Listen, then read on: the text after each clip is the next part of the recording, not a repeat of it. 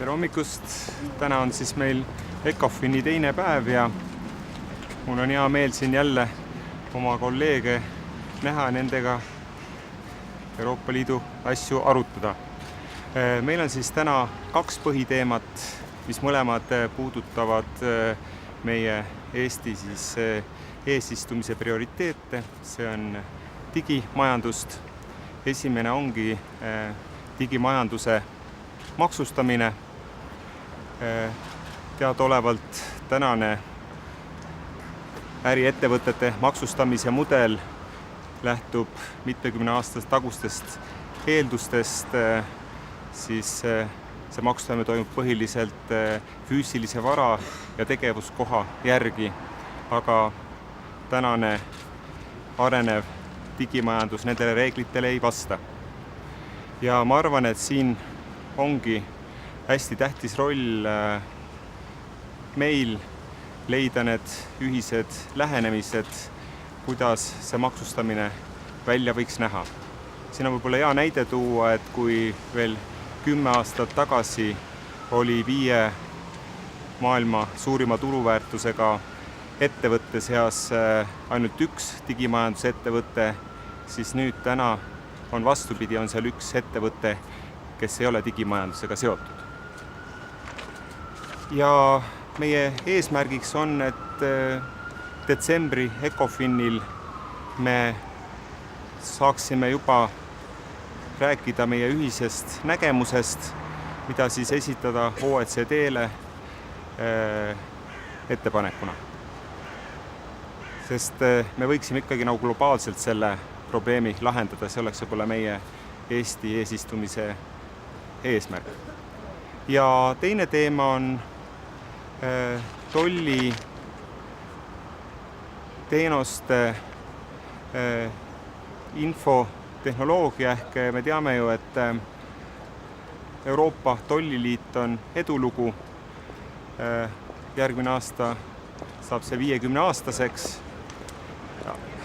ja see toimib ühiselt hästi, aga need IT-arendused, mis sinna juurde tehakse, nendega tegeleb iga riik eraldi, ehk siis 28 eraldi tehtavat teenust ja me leiame, et seal on ka kindlasti koht, kus on võimalik nii rahaliselt kokku hoida kui ka ühiselt tegutsedes ja keske sellise infosüsteemi luues me aitame meie ühiseid edaspidiseid muutusi paremini realiseerida. See oleks lühidalt kõik. Aitäh teile! Good morning, everybody.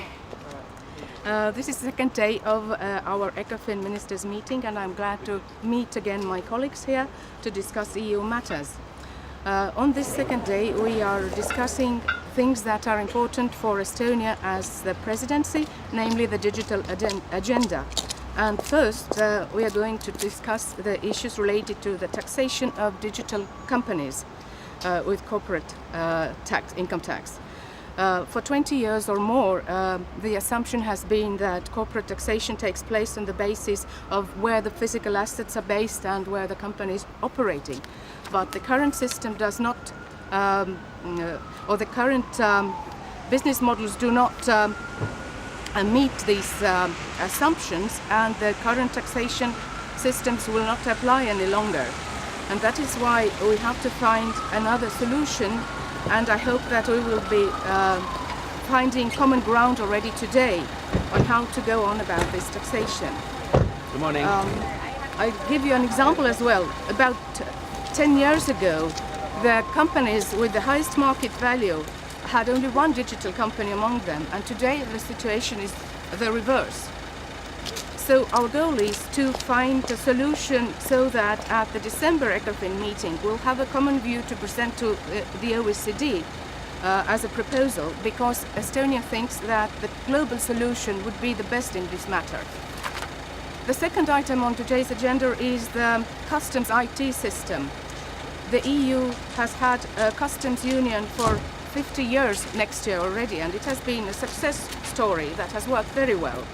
but the IT systems that support the customs union are developed by every member state separately, and we think that here is room for saving and joint action in order to centralize the IT systems for the customs.